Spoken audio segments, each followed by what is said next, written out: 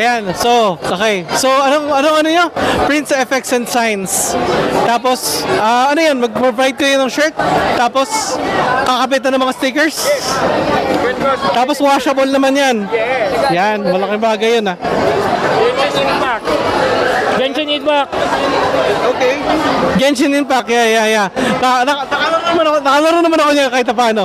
Oh, pero hindi ko na natutukan. Pero yeah, I played Genshin Impact before. Sa phone and saan nga ba? Sa PC. Sa PC ko siya nalalaro. Magkano naman magkano stickers? Stickers po is libre naman. Pero ito, pero may ako nito. So po ang prices natin for our tote bags,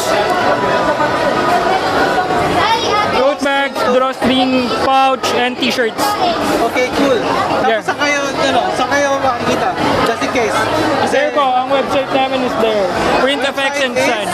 Website is, Print. Facebook? Prints Effect, Prints FX. Yeah. Tapos, Prints FX and Signs. Tapos may phone number din, kung makita niyo yung phone number. Ayan. Sa mga events and birthday, nandun din kami. Kung gusto nyo kaming invite for your birthday, pwede. Yeah. Sige. That's really interesting. Actually, I like the idea nga na yun, customize a shirt at any time, on the spot. How long pala ang process pala? It's 15 minutes for heat printing po. Okay. Then okay na po yun. Then cooling lang po pagkatapos natin may print kasi heat press. So papalamigin lang natin ng konti ng siguro mga 3 minutes.